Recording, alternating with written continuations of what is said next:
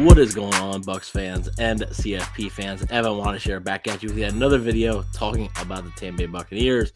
And today we're going to be continuing our season reviews on the Buccaneers position groups. Now, we covered the offense. If you want to take a look at the offense, we did every position group on offense there. If you want to check that out, you can head over to the cannonfirepodcast YouTube channel. Today, we're going to be shifting our focus to the defensive side of things, starting off with the interior defensive line. But this time I am not alone. I am with the man who actually, way back in August, I had actually previewed the defensive side of the football with. So I figured, why not bring him back to review with the defensive side of the ball? It's Mr. James Hill, a.k.a.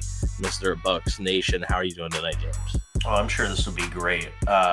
Interviewing or reviewing the defensive side of the ball. You see, you had all the fun with the offensive side. You brought me in to talk about all the stuff that needs improving. So, yeah, I'm happy to be here.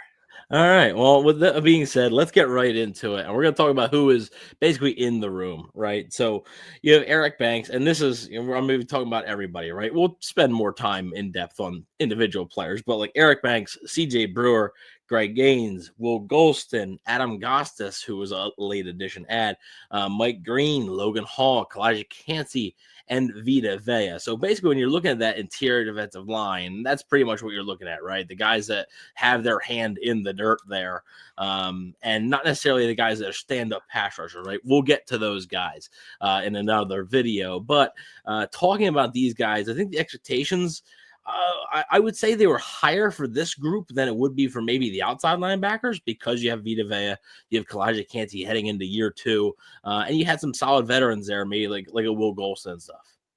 Yeah, this was, talking about what they did, this past season. It's actually, in my opinion, impressive, Evan. So they actually accounted for. Let me just make sure I've got this number right here. 24 of the Tampa Bay Buccaneers 46 sacks as a team this past season. So that's over half, right? Mm-hmm. You saw guys do some pretty overall good work under Casey Rogers this year. I mean, Vita Vea had one of his better career years. Calijah Kancey had a better second year. Both those guys were number 1 and 2 for the Bucs in terms of sack numbers this year. Kancey was 1 with 7.5. Vita Vea was 2 with 7. Logan Hall was tied for third with Lamont David with 5.5. Far and away his best year of his career so far. He needed that. And then you had some other guys like Brewer, Gaines, and Golston kind of come in and make a couple of plays of their own. But I would say out of all of the defensive units, Evan, this was the most impressive one. And I would say, to a certain degree, the most consistent, right? Like, I would argue it was the strength of the Buccaneers defense this past season. And I think they've got some good pieces going forward, especially in Kancey and Vita Vea.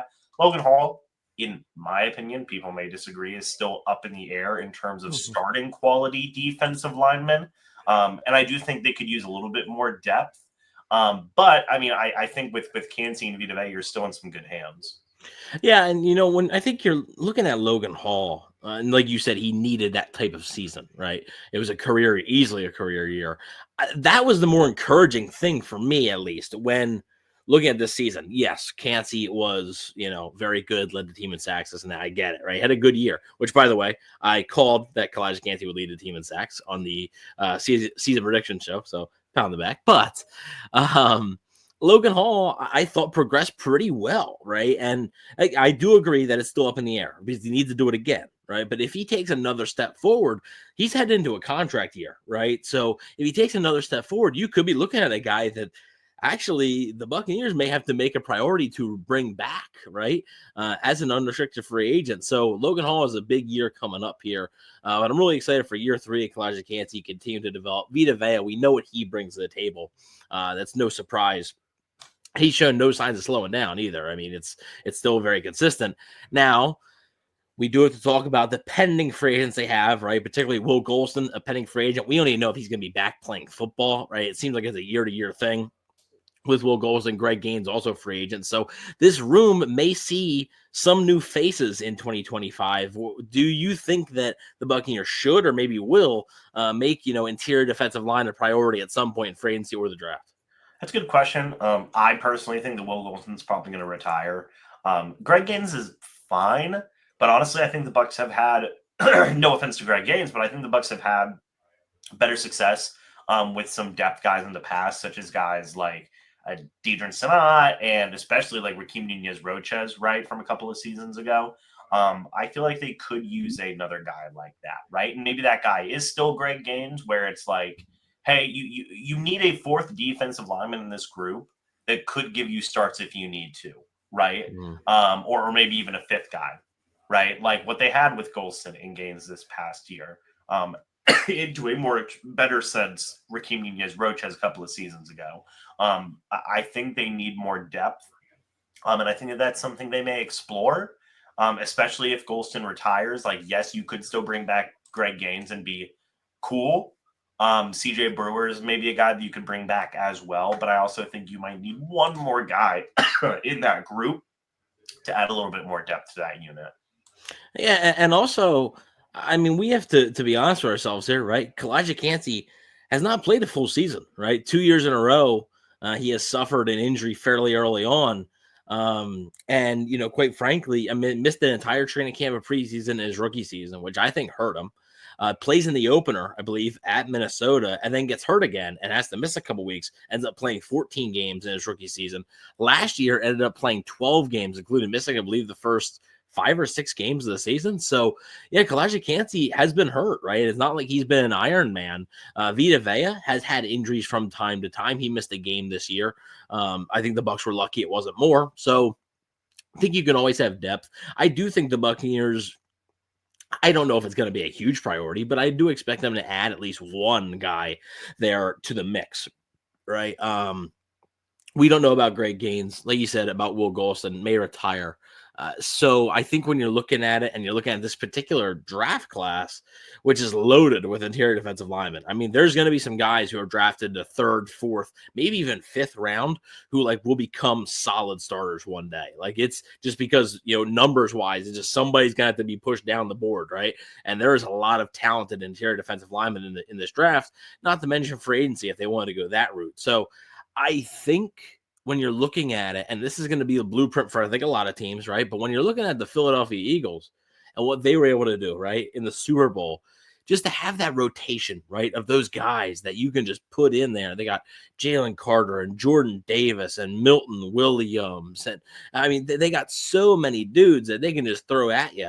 And sure, some of them are outside linebackers as well, but their interior was pretty darn good also. And I just think that's a positive. So I think if you have an opportunity to add a talented player, I think you should take it, especially with, again, you don't really know what you're going to get in Logan Hall, right? And what if he reverts to sort of what he was the first 2 years of his career?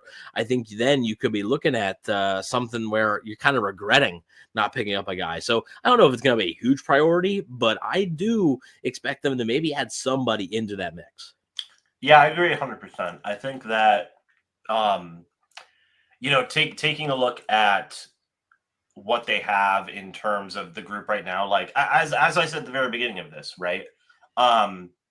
This is the group that I think needs the least amount of work in terms of the defense right now. We'll get into the linebackers and the secondary and everything along those lines, but like right now today, this is a group that doesn't necessarily need the most ton of work because you have Vita Vea, because you have Calijah Kancey there, and Logan Hall did show that type of improvement, but I agree with you. You can always add, and if they do have an opportunity to add, I would not be opposed to them adding to that group at all. But this is one of the better groups, if not the best, in terms of production from last year, group on the defense right now. Yeah, no, I definitely agree. And like you said earlier, you could say it was maybe the most consistent group on the defense last year, really. So I do agree with you there. But let us know what you guys think. Let us know if you think, well, let us know what your guys' thoughts are on the defensive line for the 2024 season, right? Calijah Kancey, Vita Vea, Logan Hall, even some of the depth guys that we mentioned. But let us know what you think for the future going forward. Should the Buccaneers make the interior defensive line maybe a bit more of a priority than maybe most would? Maybe you think that, yeah, they need some somebody to come in there and be a solid starter for them, or maybe you think they just need depth. Let us know in the comment section below. Thank you, James, for joining me in this one. Thank you all for watching this video. Please don't forget to like, share, and subscribe. And go Bucs.